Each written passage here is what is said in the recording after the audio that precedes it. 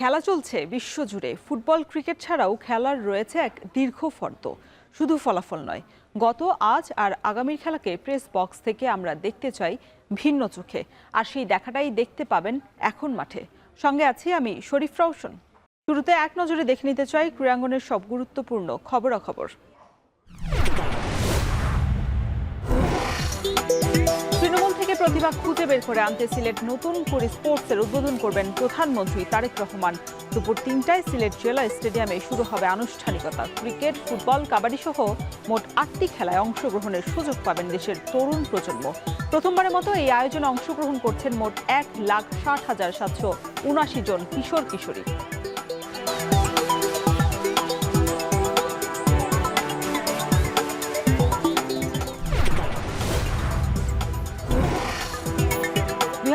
সালের পর আবারও নিউজিল্যান্ডের বিপক্ষে টি-20 সিরিজ জয়ের হাতছানি বাংলাদেশের।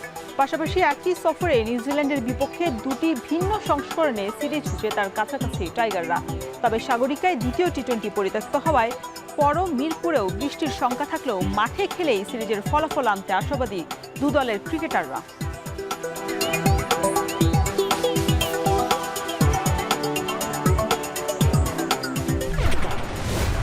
স্বাগত এখন মাঠে। শুনছিলেন ক্রীড়াঙ্গনের সব গুরুত্বপূর্ণ খবরাখবর। এবার আলোচনা। আজ আমরা আলোচনা করব এমন একটা বিষয় নিয়ে যেখানে ইতিহাসের দ্বার প্রান্তে রয়েছে বাংলাদেশ, যেখানে তৃণমূল পর্যায় থেকে যারা সেরা মেধাবী খেলোয়াড় রয়েছে তাদের উঠিয়ে আনতে, তুলে আনতে এক নতুন উদ্যোগ নিয়েছে বর্তমান সরকার। সেই সরকার তারই আজ শুরু হতে চলেছে। যাত্রা শুরু করার কিছুক্ষণ পরই শুরু করবে, দুপুর ৩টায় এর উদ্বোধন করবেন প্রধানমন্ত্রী তারেক রহমান। এরপরে আসলে পরের যাত্রাটা কেমন হবে, কি হতে চলেছে, তরুণদের বিশেষ করে ক্রীড়াঙ্গনে উন্নয়নের জন্য কতটুকু ভূমিকা রাখতে পারবে এই উদ্যোগ, সেই বিষয়ে আজ কথা বলার জন্য আমাদের সাথে স্টুডিওতে উপস্থিত আছেন সিনিয়র ক্রীড়া সাংবাদিক সেকান্দার আলী। ভাই, আপনাকে স্বাগত জানাচ্ছি। ধন্যবাদ। নিঃসন্দেহে নতুন করে একটা অনন্য একটা আয়োজন, অনন্য উদ্যোগ। আমাদের বিএনপি যখন সরকার তাদের দল গঠনের আগে ইশতেহারে বলেছিলেন যে এরকম একটা স্পোর্টসকে উন্নত করার জন্য বা এগিয়ে নেওয়ার জন্য এরকম একটা উদ্যোগ তারা নেবেন, এবং তারা খুব দ্রুত সময়ের মধ্যে এই কার্যকারিতা আমাদেরকে দেখিয়েছেন। কেমন সম্ভাবনা দেখছেন নতুন করে, বিশেষ করে যখন ১,৬০,৭৭৯ জনকে নিয়ে কার্যক্রমটা শুরু হচ্ছে?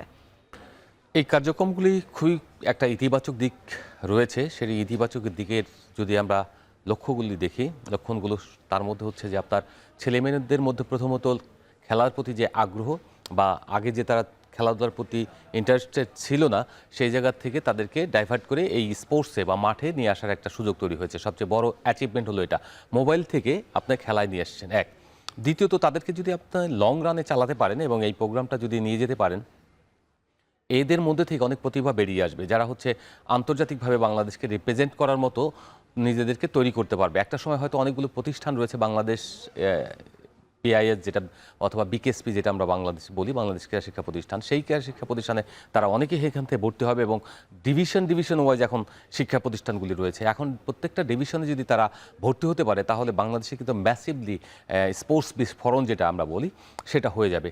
আর এই যে বাচ্চাগুলো খেলছে শুধুমাত্র খেলায়, এই আমরা দেখি এখন সবার কিন্তু অভিযোগ যে এখনকার ছেলেমেয়েরা মোবাইল ছাড়া কিছু বোঝে না, এবং তারা খেলার মাঠের দিকে যায় না। তারা গেমস খেলে, ফুটবল খেলে মোবাইলে, তারা দাবা খেলে মোবাইলে, তারা যদি লুডো খেলে সেটাও মোবাইলে। ওই যে মোবাইল থেকে, ওই ড্রয়িং রুম থেকে তাদেরকে মাঠে নিয়ে আসা, বের করে নিয়ে আসার জন্য সবচেয়ে বড় উদ্যোগ, এবং হেলথ ডেভেলপমেন্টের জন্য বাংলাদেশের বর্তমান সরকারের এই থেকে ভালো উদ্যোগ আর হতে পারে না।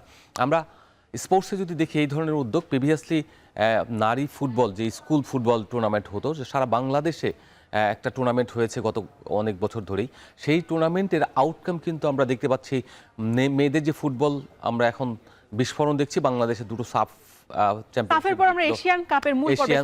মূল পর্বে খেলেছে। তো এই যে অ্যাচিভমেন্টগুলো, এটা সম্ভব হয়েছে কি কারণে? সম্ভব হয়েছে প্রান্তিক পর্যায়ে যখন মেয়েরা একেবারে ঘর থেকে, সেই সুবর্ণ গ্রাম কিংবা কোথায় কোথায় গ্রাম রয়েছে যেখানে যেখানে খেলেছে, ওইসব জায়গা থেকে উঠে এসেছে কিন্তু মেয়েরা। ওখান থেকে তাদের ঢাকা শহর চেনার কথা না, কেবলমাত্র সম্ভব হয়েছে শুধুমাত্র ওই স্কুল টুর্নামেন্টের কারণে। স্কুল টুর্নামেন্ট থেকে সারা বাংলাদেশ থেকে যখন প্লেয়ার প্রতিযোগিতায় অংশগ্রহণ করেছে, তার থেকে ভালো খেলোয়াড়গুলোকে দেশের বিভিন্ন টুর্নামেন্টে অংশগ্রহণ করার সুযোগ করে দিয়েছে এবং সেখান থেকে জাতীয় পর্যায়ে তারা এসে আজকে জাতীয় দলে হয়ে খেলে মেয়েরা সবচেয়ে ভালো ফুটবল প্রদর্শনী দেখাচ্ছে, বিশ্বের কাছে বাংলাদেশকে উঠিয়ে নিয়ে যাচ্ছে। সেখানে আমরা ছেলেদের ফুটবলে কিন্তু সেই জায়গায় যেতে পারিনি বিকজ অফ এই টুর্নামেন্টের মধ্য দিয়ে। এই যে এখন যেটা আমরা দেখতে পাচ্ছি নতুন কুড়ি, এই নতুন কুড়ি যদি সেই বিস্ফোরণটা ঘটাতে পারে, সারা দেশে যদি ফুটবলের চর্চাটা হয় স্কুল পর্যায় থেকে শুরু করে জাতীয় স্কুল যেটা আমরা বলি সেটা পর্যায়ে যদি প্রথমে উপজেলা থেকে ডিভিশন থেকে জাতীয় ন্যাশনাল, এই যে ক্রিকেটের এরকম একটা টুর্নামেন্ট রয়েছে সেই জায়গা থেকে যদি তাদেরকে এই পর্যায়ে নিয়ে আসতে পারে এবং রেগুলারলি খেলা হয়, শুধুমাত্র এক বছর করবেন কিংবা আপনি বছরে একবার করবেন তা কিন্তু হবে না, রাউন্ড দ্য ইয়ার আপনার এই টুর্নামেন্টগুলো চলতে থাকবে। খেলা মানে আপনার বছর ভরে কীভাবে খেলা, বন্ধের সময় যেগুলোতে এইটাকে কাজে লাগাতে হবে। যদি সেটা পারেন, নতুন কুড়ির এখান থেকে অনেক ছেলে মেয়ে উঠে আসবে। আমরা চাই বাংলাদেশের ক্রীড়াঙ্গনে বিশ্বের দরবারে যে প্রতিযোগিতা করার মতো অবস্থা তৈরি হয়, সেই অবস্থানটা আমাদের বর্তমান যে সরকার রয়েছে যারাকে বান্ধব, তারা কিন্তু আমার ধারণা তারা পারবে। এর আগেও দেখেছি আমরা, যদি প্রায়ত প্রধানমন্ত্রী যিনি খালেদা জিয়া, তার সময় কিন্তু অনেকগুলো উদ্যোগ নেওয়া হয়েছিল, অনেকগুলো করা হয়েছিল এবং প্রত্যেকটা সরকারই কম বেশি করেছে। কিন্তু এই যে এখন আমিনুল সাহেব রয়েছেন যে ক্রীড়া প্রতিমন্ত্রী, তিনি কিন্তু ফুটবলার একজন এবং তার যে ক্রীড়াঙ্গনের প্রতি অবদান, তিনি ন্যাশনাল টিমের ক্যাপ্টেন ছিলেন এবং তার নেতৃত্বে বাংলাদেশের সাপ জিতেছে। তো সেই জায়গা থেকে যদি আমরা সেকেন্দ্র ভাই, আমরা দেখেছি যে বিগত সময়ে যারা এসেছিলেন, সরকার প্রধান ছিলেন বা যুব এবং ক্রীড়া মন্ত্রণালয়ের দায়িত্বে ছিলেন, তারা আসলে আলাদা আলাদা ইভেন্টগুলোর দিকে ফোকাস ছিলেন। এবার আমরা দেখছি সামগ্রিকভাবে যে খেলাধুলার প্রতি যে মনোযোগটা, সেটা বর্তমান সরকার দিচ্ছেন। আমরা একটু দেখতে চাই যে এবার নিবন্ধন কতজন করেছেন, প্রথমবারের মতো একটা ইতিহাস তৈরির কাজ হতে চলেছে। সারা দেশ থেকে মোট 1,60,779 জন কিশোর কিশোরী অংশগ্রহণ করেছেন। তার মধ্যে কিশোর রয়েছেন 1,16,646 জন এবং কিশোরীর সংখ্যা 44,133 জন। এরপর আমরা দেখতে চাই আসলে জেলা থেকে বা বিভাগ থেকে আসলে কারা শীর্ষ অবস্থানে রয়েছে। এরপর আমরা যদি দেখি সিলেট থেকে সব শীর্ষ অবস্থানে রয়েছে 15,324 জন নিয়ে, চট্টগ্রাম দ্বিতীয় অবস্থানে রয়েছে 9,305 জন এবং ঢাকাতে 8,896।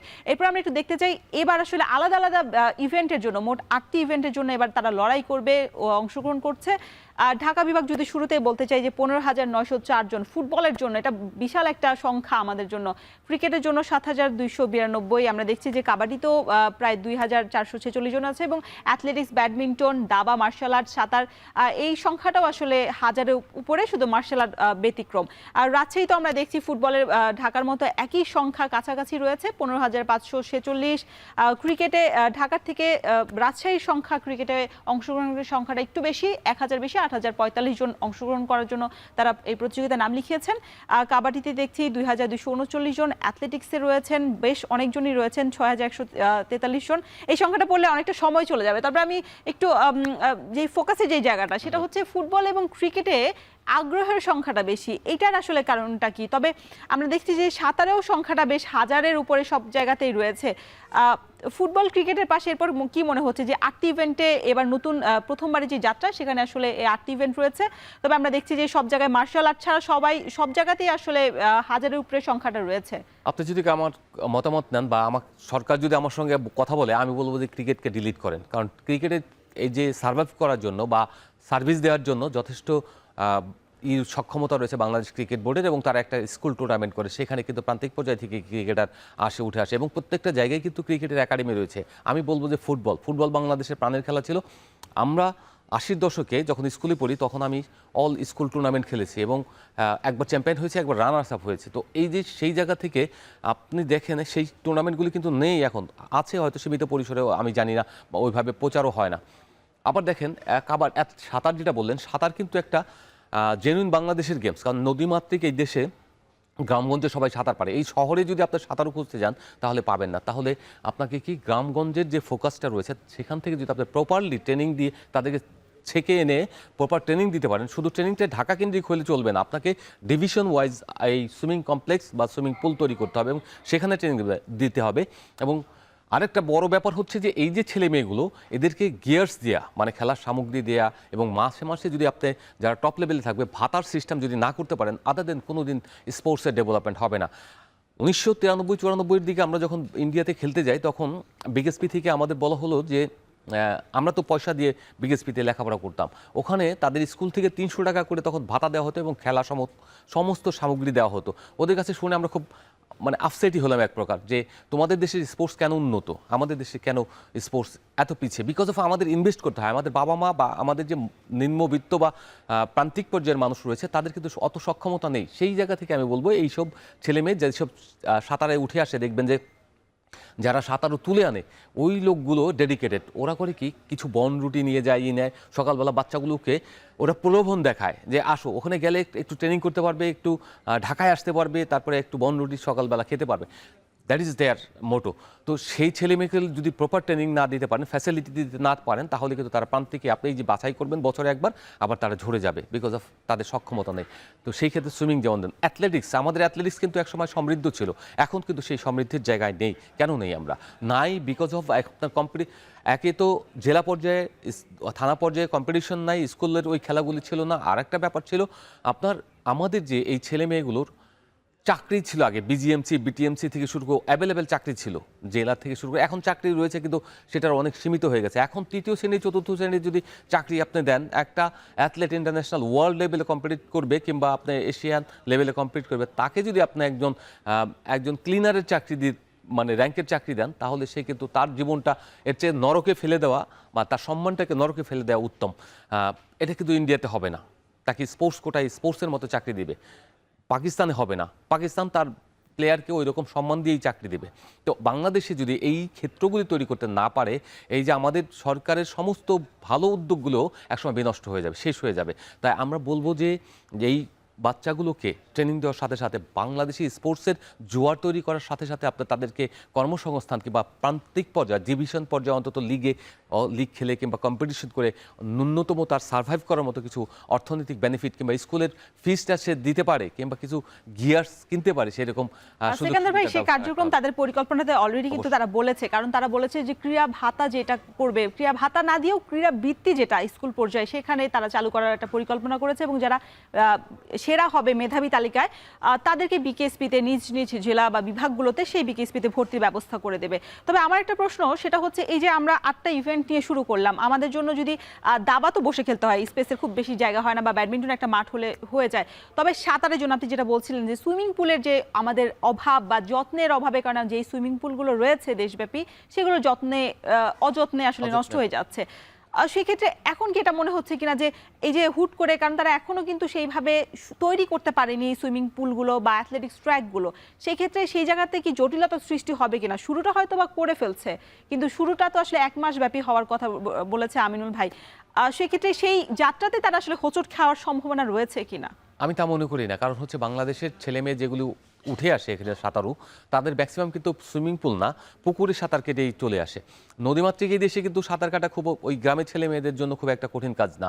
তাদেরকে ট্রেনিং দেওয়ার জন্য যদি আপনি শুধুমাত্র একটা পেরিমিটার ভালো কোচ নিয়োগ দেন, যে তারা ওই সায়েন্টিফিক ওয়েতে তাদের থিঙ্কিংটা, তাদের প্ল্যানটাকে এক্সিকিউট করতে পারবে, ওই বাচ্চাদের কীভাবে ট্রেনিং দিবে, পুকুরে সেই ট্রেনিং দেওয়া সম্ভব। তবে হ্যাঁ, আধুনিক সুযোগ সুবিধা বা আধুনিক ট্রেনিং ব্যবস্থা না থাকলে, ফ্যাসিলিটি না থাকলে কোনোদিন হবে না। সাঁতার মানে শুধুমাত্র সাঁতার নেই, সাঁতার তৈরির ক্ষেত্রে তার পেছনে আরও অনেকগুলো প্রক্রিয়া রয়েছে। যেমন আপনি জিম করা, যা তার মাসল বিল্ড আপের জন্য যেসব কাজগুলি করতে হয়, সেই ট্রেনার দরকার পড়বে। তো সেইগুলোর জন্য আধুনিক জেলা পর্যায়ে কিংবা থানা পর্যায়ে এখন সম্ভব হবে না। আপনার ডিভিশন পর্যায়ে প্রথমে ডেভেলপ করেন, যেগুলি রয়েছে সেগুলি এক্সিস্টিং, সেইগুলোকে আপনার যদি সংস্কার করে আপনি সুযোগ সুবিধার ব্যবস্থা করেন এবং আবাসিক ক্যাম্পের ব্যবস্থা করেন, তাহলে এগুলি খুব ডেভেলপ করা খুব সম্ভব। আর যেটা বললেন আপনি হোঁচট খাবে কিনা, I don't think so, because of আপনার যা আছে তাই নিয়ে আপনার লড়াই করতে হবে। আপনার এতদিন কিছুই ছিল না, সেই জায়গায় যদি আপনি একটু করে বিল্ড করেন, মাত্র তো সরকার এসছে, আপনার 1 বছর গেলে তাদের যদি সদিচ্ছাটা ওরকম থাকে, তাহলে আমি দৃঢ়ভাবে বিশ্বাস করি 2 বছরের মধ্যে একটা দেশে অনেক কিছু চেঞ্জ করে দেওয়া সম্ভব। আপনার সব কিছু যদি শুধু সরকারি ফান্ড দিয়ে করতে হবে তা না, কিছু কিছু জায়গায় কিছু স্পন্সর যারা ধনী শ্রেণী রয়েছে, তাদেরকে যদি বলেন আপনার এই ডিভিশন এই আপনাদের যে কোম্পানি, এই কোম্পানিতে যারা এখানে রয়েছেন তাদের যে ডিভিশন, সেই ডিভিশনে যদি তাদেরকে বলা হয় আপনি আমাদের এতটুকু জায়গায় এই বিষয়টা, একটা সুইমিং পুল কিংবা এই কমপ্লেক্সটার মধ্যে আপনি এতটুকু ইনভেস্ট করেন, তারা ডেফিনেটলি 1-2 কোটি টাকা কেউ মানে স্বেচ্ছায় দিয়ে দেবে। নামটা তাদের দেন, যে 2 কোটি টাকা ইনভেস্ট করবে, পরিবারের কিন্তু কারো যারা নাম থাকলে- যারা বিভিন্ন ইভেন্টে আসলে মসনদে বসে আছেন, যারা দায়িত্বপ্রাপ্ত আছেন, তারা কিন্তু উল্টো কথা বলেন। তারা স্পন্সরদের সাথে আসলে কথা চালাচালির পরেও সেই আশানুরূপ মানে আভাসটা বা যে আশ্বস্ত হওয়ার যে বিষয়টা, সেটা তারা নিশ্চিত করতে পারেন না। এইটা কেন? আর আপনি বলছিলেন যে ক্রিকেটকে বাদ দিয়ে অন্য কোনো ইভেন্ট যুক্ত করা যায় কিনা, সেটা হয়নি কেন? সেই প্রশ্নটা আপনার উত্তরটা নেব আপনার কাছ থেকে। দর্শক, নিচ্ছি ছোট্ট একটা বিরতি, ফিরছি একটু পরেই। দর্শক, আমরা কথা বলছিলাম নতুন করে স্পোর্টসের যে যাত্রাটা শুরু হতে যাচ্ছে, এর পরবর্তী যে সময়টা আসলে কিভাবে সেই সংকট হবে নাকি আসলে আশার যে আলোটা সেটা আসলে ফুটে উঠবে, এ নিয়ে কথা বলছিলেন সেকান্দার ভাই। সেকান্দার ভাই, যেটা বলছিলাম যে এই যে ক্রিকেট, আপনি বলছিলেন যে ক্রিকেট আসলে রাখা উচিত না, এটা কেন? বা এই 8টা ইভেন্টই বা কেন, অন্য কোনো ইভেন্ট নয় কেন? আপনার মধ্যে আসলে কোন ইভেন্ট যুক্ত করা উচিত ছিল এই প্রথম যাত্রায়? আমি মনে করি ভলিবল একটা ইভেন্ট, যেটা আমাদের প্রাণের খেলা। বাংলাদেশে কিন্তু শীতকাল এলেই পুরো বাংলাদেশ জুড়ে ভলিবল খেলার একটা উৎসব লেগে যায়। এবং হকিকে রাখা যেত কিনা? হকিকে দেখা যেত। হকি যেহেতু আপনার খুব কম জায়গায় খেলা হয়, তাই বাংলাদেশে, সারা বাংলাদেশে খেলা হলে খুব খারাপ হতো না, খুব ভালো হতো। এবং একটা সময় কিন্তু বাংলাদেশ জুড়েই আপনার এই ডিভিশন পর্যায়ে কিংবা জেলা পর্যায়ে আপনার হকি লিগ হতো। সিলেটে, ফরিদপুরে, যশোরে, আপনার চট্টগ্রামে, ময়মনসিংহে, এই যে জায়গাগুলোতে লিগ হতো, তার ফলে অনেক প্লেয়ার তৈরি হয়েছে। এখন শুধুমাত্র বিকেএসপি কেন্দ্রিক হকি হয়ে গিয়েছে, এবং হকি যদি বাঁচিয়ে মানে রেখেছে বিকেএসপি, এবং কোনো কারণে যদি তারা প্রোডাকশনে ঘাটতি দেখা দেয় বা প্রোডাকশন ঠিকমতো দিতে না পারে, তাহলে বাংলাদেশে এই স্পোর্টসগুলি, সুইমিং বলেন, হকি বলেন, কিংবা আরও কিছু কিছু গেম রয়েছে, সেগুলি ধ্বংস হয়ে যাবে। সবচেয়ে বড় যে ব্যাপারটা হচ্ছে যে সেটা হচ্ছে যে আপনার ভলিবল এবং হকি যে কোনো একটা হতে পারতো, কিংবা দুটোই হতে পারতো। দুটোরই সম্ভাবনা রয়েছে, কারণ আন্তর্জাতিক পর্যায়ে হকির সম্ভাবনা সবচেয়ে বেশি এখন এই মুহূর্তে। কারণ হচ্ছে যদি আপনি বাংলাদেশের একটু ফ্যাসিলিটেট করতে পারেন, নিয়মিত লিগটা করতে পারেন, 2-3 বছরের লিগ হয় একবার, তাহলে কিন্তু এই ছেলে মেয়েগুলো যদি খেলার সুযোগ পায়, এশিয়ান গেমসে অলরেডি মেয়েরাও কোয়ালিফাই করেছে, যারা 14 বছর 15 বছর বয়স বিকেএসপি থেকে এসে খেলছে।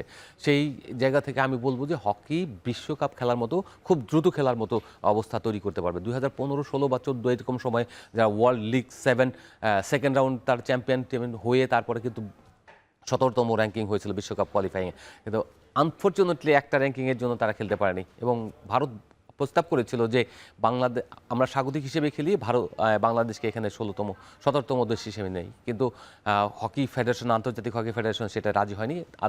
যদি সম্ভব হতো তাহলে বাংলাদেশের হকিটা এতদিন অন্য জায়গায় চলে যেত। আমাদের ফোকাস থাকে শুধুমাত্র যেটা বেড়ে আছে, যেটা সামনে আসে, যেটা নিয়ে পপুলার, সেই গেমটাকে নিয়ে আমরা ব্যস্ত থাকি। পপুলার কিছু কিছু গেম ছিল, হকি একসময় পপুলার ছিল, তা ভলিবল একসময় পপুলার ছিল, সেই গেমগুলোকে আমরা প্যাট্রন করতে পারিনি বা সেইখানে ফোকাস দেইনি। আমাদের এখানে আল্লাহ তুলে আনে আর কি, আমাদের এখানে মানুষ বা দেশের কাঠামো থেকে কোনো কিছু উঠে আসে না, কারণ আমাদের সব কাঠামোই ধ্বংস হয়ে যায়। যেটা বিদ্যমান থাকে সেটাকে নষ্ট করার জন্য সবাই আমরা ব্যস্ত থাকি। বাট আমাদের ওই যে বলি, সব কিছুই আমাদের সৃষ্টিকর্তা আমাদের পাঠিয়ে দেয় এখানে, এই কারণে আমরা আসলে হই, নাহলে হতাম না। ক্রিকেটের কথা যেটা বললেন আপনার, কেন ক্রিকেটকে আমি চাই না, ক্রিকেটের কারণ হচ্ছে যে ক্রিকেট বোর্ড যেটা করে সেটা কিন্তু এনাফ। এখানে কিন্তু ক্রিকেট জনপ্রিয়তার কারণে হয়তো তারা রেখেছে যে এত জনপ্রিয়তা, এখানে বেশি ছেলে মেয়ে আসবে, আমরা দেখাবো। এইটার পরিবর্তে, এবং এটা সত্যিই কিন্তু হয়েছে, সবকিছু 15,000 14,000। তো আপনার দরকার নাই কেন, ওখানে আপনার যে স্কুল টুর্নামেন্টটা হয় সেইটা তো একটা খেলেই, ওটা কিন্তু একটা খুব ভালো কম্পিটিটিভ গেম। তো সেই এরপরে কিন্তু আরেকটা এই টুর্নামেন্টের দরকার পড়ে না, স্কুল টুর্নামেন্টটা তাদের আছে। যেটা প্রয়োজন হতো যে আপনি এই যে বললাম যে হকি অথবা বলেন, যেটা আপনি বললেন, ওখানে ওইটা করতে পারতো, ওটা করলে খুবই ইনভেস্ট হিসেবে এটা খুব বেশি কাজে লাগতো। কারণ এটার পেছনে তো আপনার একটা টাকা খরচ হয়, এই যে বাচ্চাদের পেছনে যে আপনি কোচ নিয়োগ দিবেন কিংবা যারা যাবে ওখানে ফাংশন করবে, এই ফাংশনের পেছনে বড় একটা বাজেট রয়েছে। সেই জায়গা থেকে প্রপারলি হতে পারতো ক্রিকেট বাদ দিয়ে, কারণ বাংলাদেশ ক্রিকেট বোর্ড তারা এফোর্ড করার মতো সামর্থ্য আছে এবং তারা সেটা করেও, স্পন্সর ওখানে রয়েছে। হকির বরঞ্চ সামর্থ্য নেই তাদের, আমরা দেখেছি দৈন্য একটা অবস্থা, তারা বাংলাদেশ ক্রিকেট বোর্ডের কাছ থেকেও টাকা নিয়ে তাদের দল বিদেশে পাঠিয়েছে। তো সেই জায়গায় তাদেরকে কীভাবে তোলা যায়? ভলিবলকে আমরা এখন আর সারা বাংলাদেশের খেলা দেখতে পাই না। কাবাডি খেলাটা, যেটা আমরা একসময় দক্ষিণ এশিয়ায় তো নাই, শুধুমাত্র এশিয়ান লেভেলেও আমরা পদক জিততাম, সেই জায়গা থেকে কাবাডি এখন নামতে নামতে আমরা অনেক পিছনে চলে গিয়েছি। ইরান, অন্য দেশগুলো উঠে এসেছে, যে খেলাগুলো আমাদের বাংলার খেলা, এই অঞ্চলের খেলা, সেই খেলায় আমরা এখন পিছিয়ে পড়ছি বিকজ অফ আমাদের ওয়েল প্ল্যান, মানে প্রকৃত পরিকল্পনা নেই। এবং সেই পরিকল্পনার অভাবের সঙ্গে সঙ্গে সংগঠক যারা আসেন তারা চেয়ার আঁকড়ে থাকতে খুব পছন্দ করেন, এবং এটা তাদের প্রাউডের জায়গায়। বাট কাজ করার জন্য যেটা করতে হবে, মার্কেটিং করা, প্রত্যেকটা জিনিসের মার্কেটিং করতে পারলে আপনি হয়তো 50 টাকার জায়গায় 10 টাকা পাবেন, কিন্তু একটা সময় যদি আপনার আন্তর্জাতিক অ্যাচিভমেন্ট থাকে আপনার করতে পারেন, তাহলে সেটা কিন্তু আপনাকে 100 টাকায় এনে দেবে একটা সময়। আপনি দেখেন বাংলাদেশ ক্রিকেটের একটা সময় স্পন্সর সেই রকম ছিল না। এখন আন্তর্জাতিক ক্রিকেট কাউন্সিল থেকে আপনি ফাইন্যান্স পান, যেটা আপনার রেভিনিউ শেয়ার, তার সঙ্গে সঙ্গে বাংলাদেশের যে ডোমেস্টিক টিভি রাইটস বলেন, অন্য যেসব প্রক্রিয়া রয়েছে, আপনার জাতীয় দলের স্পন্সর বলেন, গিয়ার্স স্পন্সর, সব কিছুই আছে। এই ক্ষেত্রে ফুটবল কিছুটা এগিয়ে আছে অন্য স্পোর্টসের থেকে। এটাকে ব্যাপকভাবে যদি মার্কেটিং করা যায় জেলা পর্যায়ে, ডিভিশন পর্যায়ে, ওইসব জায়গায় কিন্তু কিছু না কিছু স্পন্সর মেলে, কিন্তু আমাদের এখানে সেই পরিকল্পনাগুলো নেই। কিন্তু সেকান্দার ভাই, আগে এক সময় যেটা জনপ্রিয়তার শীর্ষে ছিল, বিশেষ করে হকির কথাই যদি বলি, সেখানে স্পন্সরের অভাব ছিল না। বিশেষ করে ফ্র্যাঞ্চাইজি টুর্নামেন্ট আমরা দেখেছিলাম যে প্রথম হয়েছিল, প্রায় দীর্ঘ একটা সময় পার হয়ে গেছে, এরপর স্পন্সরের অভাবে এখন আর সেটা করতে পারছে না। এক সময় যেখানে এত ক্রেজ ছিল, এত উন্মাদনা ছিল, সেটা আস্তে আস্তে হারিয়ে গেছে। হকির যারা স্পন্সর ছিল তারাও সরে গেছে। এটা আনার জন্য আসলে যারা এখন দায়িত্বপ্রাপ্ত আছেন তাদের অবহেলার ঘাটতি দেখছেন, নাকি স্পন্সরদের আগ্রহ কমে গেছে? এটার আসলে পেছনে কারণটা কি? স্পন্সরদের কোনো আগ্রহ কমেনি। আর স্পন্সররা চায় যে সে প্রচার চায়, আপনি তাকে প্রচার দিতে পারলেন কিনা, দ্যাট ইজ দ্য ইম্পর্টেন্ট। আপনি একটা টাকা 10 টাকা ইনভেস্ট করবেন, আপনার সিটি গ্রুপ যদি এখন ধরেন 100 কোটি টাকা ইনভেস্ট করলো এখানে, এই 100 কোটি টাকা রিটার্ন কি? হয় আপনার নেম ফেম থাকতে হবে, অথবা আপনার এখান থেকে এটা প্রচারে বাংলাদেশ জুড়ে তার ব্র্যান্ডটা প্রচারিত হবে। তো সেই জায়গায় কিন্তু হয়নি। বাংলাদেশে যেটা হয় সেটা হচ্ছে যে ওইটা প্রচারটা তারা দিতে পারে না, মার্কেটিংটা প্রপারলি করতে পারে না, ডিজাইন করতে পারে না, প্রেজেন্টেশন করতে পারে না, বিকজ অফ তাদের কোনো প্রফেশনাল সেট আপ নেই যারা প্রেজেন্টেশন দিতে পারে। আজকে যদি এসে এই এখন টেলিভিশনের কোনো কর্তৃপক্ষের কাছে যদি আমি একটা প্রেজেন্টেশন প্রপারলি দিতে পারি, তুমি ভাই আমার খেলাটা ব্রডকাস্ট করবে, আমার খেলাটা এই সময়টা তুমি একটু দেখাবে, তারা যদি তোমার বেনিফিট কি, এই বেনিফিট হবে, আমার বেনিফিট এটা, বা আমি প্রথমবার এতটুকু পারবো, তোমার যে খরচটা হবে সেটুকু হয়তো উঠবে। তো এই প্রক্রিয়ায় যদি আমি প্রেজেন্টেশনটা দিতে পারি, তাহলে প্রপারলি আমার কোনো না কোনো। এবং আপনি নিশ্চয়ই জানেন সিটি গ্রুপ কিন্তু দীর্ঘ 7 বছর ধরে দেশের ইতিহাসে কিন্তু সবচেয়ে বড়, বেশি সময়ের স্পন্সর হিসেবে আছে নার্সারির সাথে, এবং আরজাসির সঙ্গে আছে। শুধু তাদেরকে যদি ম্যানেজ করা যায়, তাদের যে যতগুলি ব্র্যান্ড রয়েছে, আমি দৃঢ়ভাবে বিশ্বাস করি হকির মতো জায়গায় বছরে 1-2 কোটি টাকা বা 3 কোটি টাকা দেওয়া কোনো ব্যাপারই না তাদের জন্য।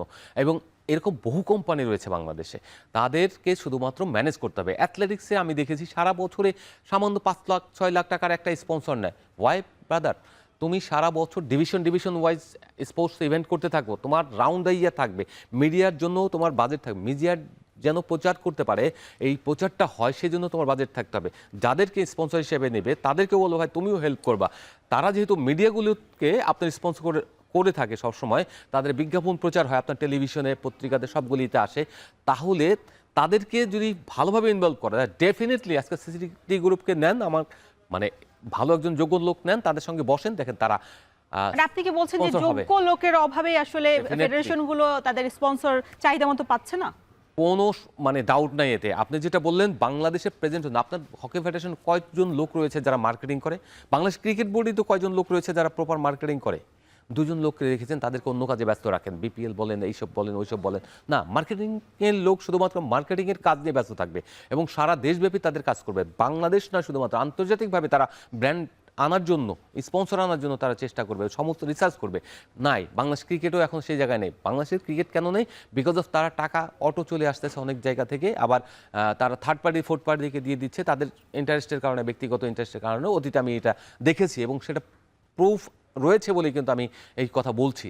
তো এই ক্ষেত্রেগুলোতে যদি আপনার ফুটবল ওইরকম মার্কেটিং আমি দেখছি না। এখন টেবিল চেয়ার নিয়ে বসে থাকার মার্কেটিং টিম দিয়ে কোনো দরকার নেই। আপনার মার্কেটিং টিম হতে হবে এমন, যেখানে বিভিন্ন স্পন্সরদের কাছে, কোম্পানিগুলোর কাছে যেতে হবে। অনেক কোম্পানি রয়েছে যারা আসলে তাদের বাংলাদেশের প্রোডাক্ট নেয়, কিন্তু তারাও কিন্তু নেম অ্যান্ড ফেম অর্জন করার জন্য স্পন্সর দিতে চায়। যেটা আমি আপনাকে বললাম যে আপনি 10 কোটি টাকা 5 কোটি টাকা অনেক প্রতিষ্ঠানের কাছে পাবেন। যদি ধরেন আপনি রংপুরে একটা সুইমিং কমপ্লেক্স করবেন, এই কোম্পানির কাছ থেকে যদি আপনি 10 কোটি টাকার স্পন্সর নিতে পারেন, এই কমপ্লেক্সটার নাম হবে আপনার ফাদারের নামে, কিংবা আপনার নামে, কিংবা আপনার ভাইয়ের নামে। আপনি কার নামে দিতে চান? আপনি জান, অথবা গ্রুপের নামে হতেই পারে। এখন কিন্তু সেটা হচ্ছে না, যার ফলে এই যে আপনি যেটা বললেন, অর্থনৈতিক টানাপোড়েন সবসময় থেকে যায়। সবাই আসে, চেয়ার এনজয় করে এবং এনজয় করে চলে যায়, নাম ফুরায় তার, কিন্তু আলটিমেটলি বাংলাদেশের কোনো স্পোর্টসের ডেভেলপমেন্ট হয় না। যা ছিল সব পেছনের দিকে গিয়েছে। অ্যাথলেটিক্সে বাংলাদেশ দক্ষিণ এশিয়া ডমিনেট করেছে। শাহ আলম সাহেব ছিলেন 100 মিটার স্প্রিন্টার, আমাদের বহুত স্প্রিন্টার তৈরি হয়েছে। বিমল চন্দ্র তরফদার ছিলেন, আমাদের মাহবুব ভাই ছিলেন 200 মিটার উইনার। আপনার হার্ডেলসে জিতেছি। আমরা যদি সব কিছু এইসব জায়গায় জিততে পারি তাহলে এখন পারি না কেন? 10 বছর 20 বছর কেন লাগবে? পাইপলাইনে অলওয়েজ থাকবে, প্লেয়ার থাকবে যে কোনো না কোনো ইভেন্টে আসবে। এখন আমরা একটা গোল্ড পেলে, 2টা গোল্ড পেলে তাকে আমরা 1 কোটি টাকা দেই, ফ্ল্যাট দেই। আগে তো কতগুলি গোল্ড এনেছে, তাদেরকে আমরা 10 পয়সা দিই, কিন্তু তবু স্পোর্টসম্যান আসছে। আপনার এখন আসে না। এখন হকি বেঁচে আছে বাহিনীর কারণে, এয়ারফোর্স, নেভি, আপনার এইসব জায়গায়, অ্যাথলেটিক্স দু একটা জায়গায় আপনার জেলার কিংবা ওই বিটিএমসি বিজিএমসি অল্প কিছু ছেলে মেয়ে নেয়, কিন্তু সেখানে শিক্ষিত ছেলে মেয়ে আসছে, আপনি তাদেরকে প্রমোট করেন, তাদেরকে ভালো চাকরি দেন, সম্মানিত। স্পোর্টস কোটা মানে আপনার 3য় শ্রেণীর কর্মচারী নয়, স্পোর্টসম্যান মানে 4th শ্রেণীর মানে আপনার 10,000 12,000 টাকা বেতনের নয়। আপনাকে বুঝতে হবে তার সম্মানটা, আপনি একজন ফার্স্ট ক্লাস অফিসারের যে র্যাঙ্ক থাকবে, একজন স্পোর্টসম্যানের র্যাঙ্কটা সেই রকম থাকবে, তাকে দিবেন সেই ওই এডুকেশনে, কারণ সেও ওই জায়গায় এডুকেটেড, এই বিষয়ে পারদর্শী। সো আপনার মেন্টালিটি চেঞ্জ করতে হবে, তাহলে আপনার স্পোর্টস ডেভেলপমেন্ট হবে। এই উদ্যোগটাকে আমি সাধুবাদ জানাই যে সারা বাংলাদেশে এইভাবে ছেলে মেয়েদের তুলে আনবে এবং সারা বছর খেলা হবে।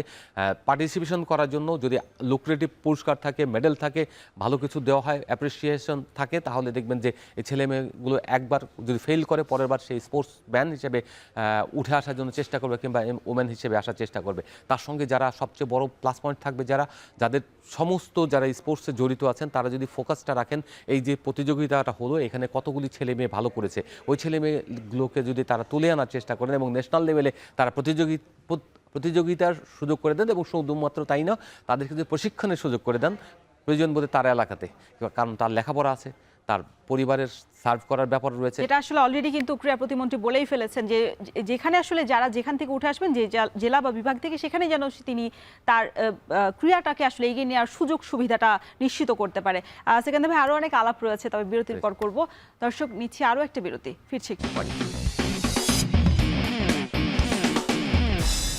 নতুন করে স্পোর্টসের যাত্রায় কতটা লাভজনক হবে দেশের ক্রীড়াঙ্গনে, এই নিয়ে কথা বলছিলাম আমরা ক্রীড়া সাংবাদিক সেকান্দার আলীর সাথে। ভাইয়া, আমরা আমাদের প্রতিনিধি, আমাদের একজন সহকর্মী আছেন সেখানে, যেহেতু প্রধানমন্ত্রী আজ সশরীরে উদ্বোধন করবেন এই নতুন করে স্পোর্টস, নোমান আব্দুল্লাহ আছেন। নোমান, সকাল থেকে তো বৃষ্টি হচ্ছে, দুপুর 3টা বাজে এই আনুষ্ঠানিকতা শুরু হবে, প্রস্তুতি কেমন দেখছেন? সশরীরে কি প্রধানমন্ত্রী সেখানে সময় মতো উদ্বোধনের কার্যক্রম শুরু হওয়া সম্ভব কিনা?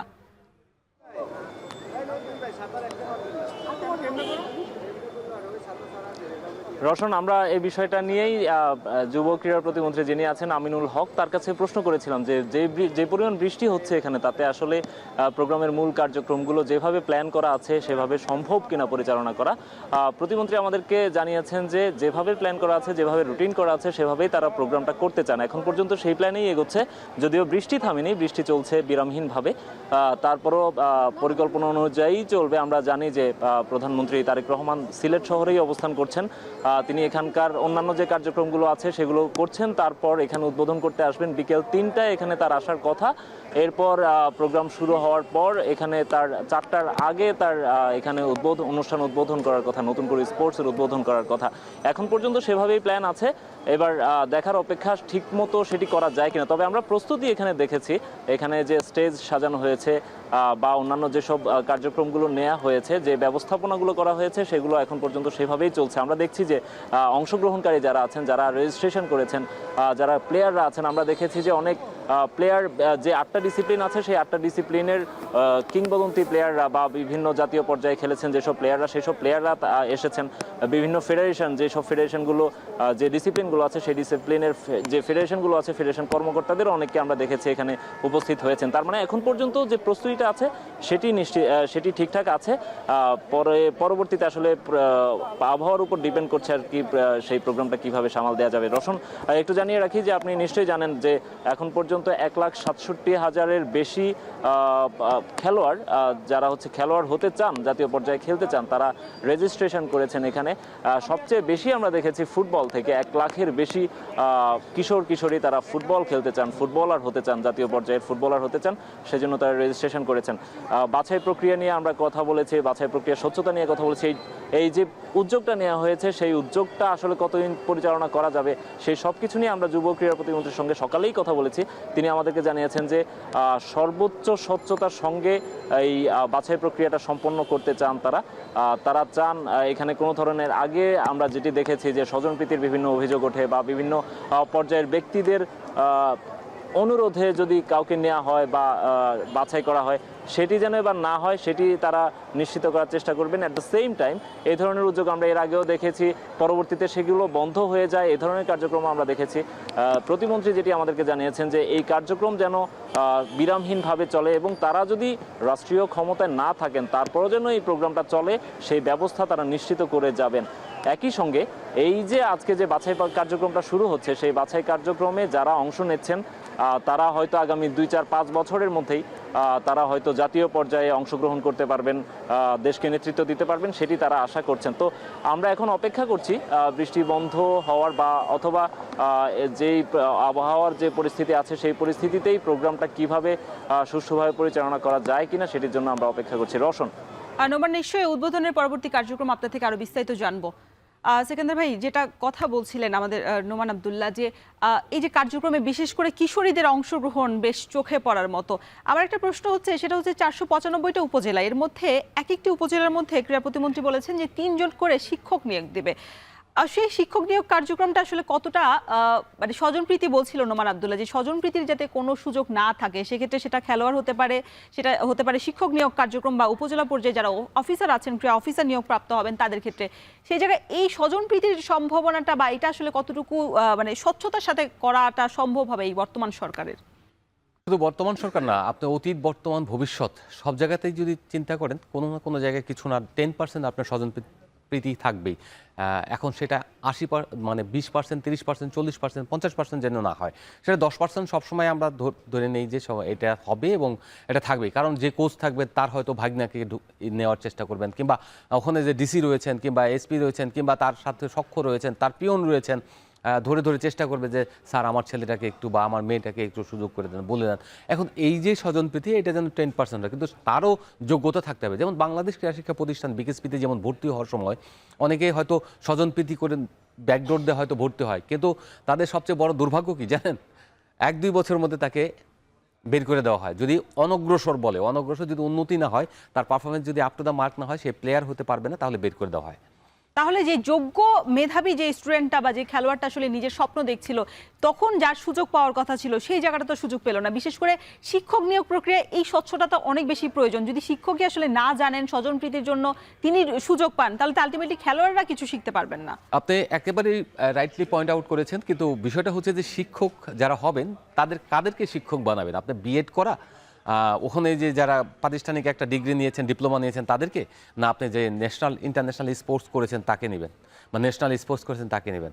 আপনি তাকেই নেবেন যে হলো ইন্টারন্যাশনাল কিংবা ন্যাশনাল পর্যায়ে স্পোর্টস করেছে, তাকেই কোচ হিসেবে এই ইয়ের সঙ্গে নিয়োগ দিবেন। কারণ সে খেলা শিখাবে, সে আপনার ওখানে অন্য হায়ার ডিগ্রি উচ্চতর শিক্ষা দিতে যাবে না। সে যখন খেলা শিখাবে, তার মানে হচ্ছে পার্টিকুলারলি যদি আপনি ফুটবলের কোনো কোচ নিয়োগ দেন, তাহলে যে ফুটবল ফার্স্ট ডিভিশন কিংবা প্রিমিয়ার ডিভিশন কিংবা আরও উপর লেভেলে খেলেছে তাদের মধ্যে থেকে আপনি বাছাই করে যাদের ন্যূনতম শিক্ষাগত যোগ্যতা রয়েছে, ইন্টারমিডিয়েট একটা যোগ্যতা থাকতে হবে, সেই জায়গা থেকে তাদেরকে আপনি ওখানে নিয়োগ দেন। দেখবেন তার যে প্রোডাকশনটা হবে, কারণ সে জানে কিভাবে ট্রেনিংটা করতে হয়, কিভাবে একটা প্লেয়ারের যত্ন নিতে হয়। কিন্তু যে খেলেনি, যে শুধুমাত্র এই চাকরির জন্য একটা বিএড বা বিপিএড, যেটা আমরা বিএড না বিপিএড করে, সে একটা বিপিএড করে এসে আপনার চাকরিটা নিয়ে নিল, সে কিন্তু কোনোদিনই স্পোর্টসম্যানের দরদও বুঝবে না, স্পোর্টসম্যান বানাতেও পারবে না। অটো দিয়ে 2-4 জন হয়ে যাওয়ার তারা হয়ে যাবে, বাদ বাকিগুলি নষ্ট হবে, গার্বেজ হবে। তো আপনার যে রাষ্ট্রীয় সম্পদ, পয়সা, অর্থ, বিনিয়োগ সব কিছু নষ্ট হবে।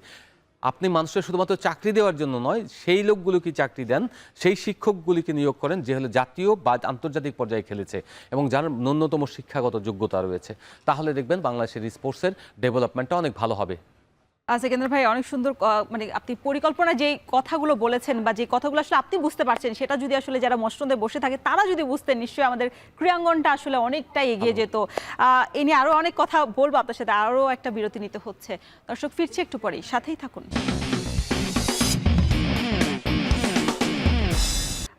সেকেন্দার ভাই, আমরা কথা বলছিলাম যে বাংলাদেশের নতুন করে স্পোর্টসে যেখানে আসলে ক্রিকেট ফুটবলের পাশাপাশি আমরা দেখছি অন্যান্য ইভেন্টেও কাজ করছে। আমরা এবার একটু আলোচনা আসতে চাই টি-20 শেষ সিরিজ নির্ধারণী ম্যাচ। এই ম্যাচটাকে তো আসলে বাংলাদেশের জন্য অনেক বেশি গুরুত্বপূর্ণ, কারণ 2021 সালের পর দীর্ঘ 5 বছর পর নিউজিল্যান্ডের বিপক্ষে সিরিজ জয়ের হাতছানি। সাথে কিন্তু নিউজিল্যান্ডের যে সফরে এক সফরে 2 ফরম্যাটে আসলে সিরিজ নিশ্চিতের হাতছানি, সেক্ষেত্রে আসলে আমাদের দেখছি যে একটা পরিবর্তন এসেছে। সাইফুদ্দিন কিন্তু নেমেছেন। সেক্ষেত্রে যেহেতু তাসকিন আহমেদ, মুস্তাফিজকে রেস্ট দেওয়া হয়েছে, নাহিদ রানাকে রেস্ট দেওয়া হয়েছে, সেক্ষেত্রে এই জায়গায় যে এই যে পরিবর্তনটা, সেটা আসলে কতটা কাজে লাগবে এই সিরিজ নির্ধারণী ম্যাচে? সাইফুদ্দিন যে গুড অলরাউন্ডার। আপনি সাইফুদ্দিনের কিন্তু পরীক্ষিত সৈনিক টি-20 ক্রিকেটের জন্য এবং ওয়ানডে ক্রিকেটের জন্য। সাদা বলের ক্রিকেটটা তিনি খুবই ভালো করেছেন অতীতে। এখন যদি সাইফুদ্দিন কার পরিবর্তে খেলছে নিশ্চিত হতে পারলে আরও বেটার হতো। আমি যেটা হচ্ছে যে সাইফুদ্দিন তার কাছ থেকে দুটো জিনিস পাওয়ার জন্য হয়তো চেষ্টা করবে টিম ম্যানেজমেন্ট, যে তার ব্যাটিংটা এবং বোলিংটা তাহলে একজন ব্যাটার কমিয়েছে কিনা বা পেসার বাড়িয়েছে কিনা, 3 জন সিমার খেললে এখানে কাকে বসিয়েছে সেটা যেমন ইম্পর্টেন্ট, তেমনি হচ্ছে যে সাইফুদ্দিন যে স্লক পর্যন্ত যদি যায় ব্যাটিং করার সুযোগ থাকে তাহলে হয়তো তিনি একটা ভালো আউটপুট দিতে পারবেন। এই মুহূর্তে যেটা হচ্ছে সেটা হচ্ছে আমাদের ব্যাটিং সাইডটা খুব মিডল অর্ডার খুব ক্লিক করেছে ফার্স্ট গেমে, সেকেন্ড গেমটা হয়নি, হইলে ভালো হতো আমরা বুঝতে পারতাম। থার্ড গেমটা যেটা হচ্ছে যে ডিসাইডার অর্থাৎ সিরিজ ডিসাইডার, এইটা খুবই ইম্পর্টেন্ট। এইরকম একটা জায়গায় আপনার টপ অর্ডার যদি ক্লিক করে তানজিদ সাকিব অথবা আপনার সাইফ হাসান, এদের যে কোনো একজনকে ক্লিক করতে হবে। বাংলাদেশে একসঙ্গে দুজন ক্লিক করে না, তারা যদি যে কোনো একজনও ক্লিক করে দেখবেন যদি ফায়ার করে তাহলে টপ অর্ডার থেকে আপনি একটু রান পেলেন। লিটন কুমার দাস এখন তার কাছে একটা বড় ইনিংস পাওনা হয়ে গিয়েছে এবং 4, 5, 6 এই জায়গা কেউ না কেউ ভালো মিডল অর্ডারে তো আমরা সবসময় আসলে স্ট্রাগল করি, তবে আমরা শেষ ম্যাচটা দেখেছি প্রথম টি-20তে যে তাওহিদ হৃদয় 4-এ নেমে যেভাবে দলকে সাহায্য করেছে, বিশেষ করে পারভেজ হোসেন ইমন সবসময় ওপেনিংয়ে ব্যাটিং করে, সেখানে তিনি মিডল অর্ডারে নেমেছেন। শামীম হোসেন পাটোয়ারি আছেন যিনি আসলে অনেকটা সময় স্ট্রাগল করছে, তবে সেই ম্যাচে দারুণ একটা পারফরমেন্স করেছে। ওপেনারের পাশাপাশি যখন মিডল অর্ডারও সাপোর্ট করে বা ওপেনার যখন ফল করে ওপেনিং ব্যাটসম্যানরা, তখন আসলে মিডল অর্ডারের কাজটা তো বেশি বেড়ে যায়, দায়িত্বটা চলে আসে তাদের ঘাড়ে। প্রত্যেকের দায়িত্ব কিন্তু ক্রোনোলজিক্যালি কেমন, ধরেন আপনার ওপেনারের দায়িত্ব হলো ভালো একটা স্টার্ট দেওয়া, তিনি যদি ফেল করেন কোনো কারণে তারপর 3 নম্বরের দায়িত্ব হলো যে এসে অন্তত সেটেল তৈরি হওয়া, তারপর যদি তিনিও যদি ফেল করেন বা আর দুজন ওপেনার যদি ফেল করে তখন মিডল অর্ডার টপ অর্ডারে একজন এবং প্লাস মিডল অর্ডার থেকে তাদের প্রত্যেকের দায়িত্ব বন্টন করে দেওয়া হয়েছে। ফেল করলে তুমি করবে, আর যদি তারা উপর থেকেই ভালো করে ফেলে তাহলে শেষ করে দিতে পারে গেম, তাহলে তো আর কোনো কিছুই নেই, সোনায় সোহাগা সব কিছু, সবচেয়ে বড় অ্যাচিভমেন্ট হবে ওটা। আগের ম্যাচে যেটা বললেন আপনি, সেখানে শামীম পাটোয়ারি অসাধারণ খেলেছে। শামীম পাটোয়ারি যেদিন খেলেন সেদিনকে সত্যি খুব ভালো ইনিংস খেলেন। এবার তাওহিদ হৃদয়, তাদের কথা যদি চিন্তা করেন, আমরা কিন্তু গত 1 বছরে দেখেছি যে বিশ্বকাপটা খেলা হয়নি কিন্তু 1 বছরে দেখেছি বাংলাদেশ টি-20 দলের মিডল অর্ডার বা টপ অর্ডার যে কোনো জায়গায় কিন্তু ফায়ার করার অর্থ আমরা আফগানিস্তানের বিপক্ষে সিরিজে জিতেছিলাম এবং 3-0-তে বোধহয় জিতেছিলাম আপনার আবুধাবিতে। সেই জায়গায় যেটা হয়েছিল ওখানে আপনার নুরুল হাসান সোহান এবং জাকির আলী অনেককেও আমরা দেখেছি তিনি কিন্তু পারফর্ম করেছেন। অর্থাৎ ওই জায়গায় মিডল অর্ডারে বা লোয়ার মিডল অর্ডারে আমাদের এখন পারফর্ম করার মতো যথেষ্ট বোলার বা ব্যাটার রয়েছেন। আপনার এই মিডল অর্ডারে যেমন ব্যাটার রয়েছেন তেমনি বোলার যারা রয়েছেন তারাও কিন্তু বিগ শটস নিতে পারেন। এর মধ্যে যেমন সাকিব রয়েছেন পেস বোলার, তেমনি রয়েছেন আপনার রিশাদ হোসেন, রিশাদও কিন্তু ভালো শট খেলতে পারেন। আপনি বিপিএলের যদি দেখে থাকবেন যে 2টা 4টা 6 মেরে ফাইনালে চ্যাম্পিয়ন করে দিয়েছিল তার টিমকে। এরকম একেবারে লোয়ার অর্ডার যারা রয়েছেন তারাও যদি আপনি চিন্তা করেন, সে শুধুমাত্র রিপন মণ্ডল কতটুকু করবে আমি জানি না, সাইফুদ্দিন তো আছেই, আর অন্য যারা স্পিনার রয়েছেন সেই জায়গায় তিনিও ভালো। আমাদের এই জায়গায় শেখ মেহেদীর সবসময় অলরাউন্ডার হিসেবে তাকে বিবেচনা করা হয়েছে, সেমি অলরাউন্ডার। পুরো টিমটা একটা দারুণ শেপে রয়েছে। টি-20 টিমটাকে এখন যদি বলা যায় এই ছন্দ ধরে নিয়ে এগিয়ে যাওয়া যায় তাহলে বাংলাদেশের টি-20 দলটা আগামী বিশ্বকাপ 2028 সালে গিয়ে যেটা হবে সেটা হচ্ছে একটা পরিণত দল হবে এবং এক্সপেরিয়েন্স দল হিসেবে তারা ওখানে আউটপুট দিবে, কারণ ওই কন্ডিশনে তারা খেলে। এখন এই টিম প্রায় অস্ট্রেলিয়ার সফরে যায় প্রতিবারই, এই আগস্টের দিকে, ওই সময় দেখবেন আপনার টানা 2 বছর গিয়েছে। যদি এরকম প্রতি বছর তাদের এই টিমটা ওই টুর্নামেন্টে খেলে তাহলে আমাদের সব ফরম্যাটে ইমপ্রুভ করার একটা সম্ভাবনা তৈরি হবে। বিশেষ করে ওখানে আমরা 4 দিনের ম্যাচও খেলি, আবার টি-20 টুর্নামেন্ট যেটা ডারউইনে খেলি।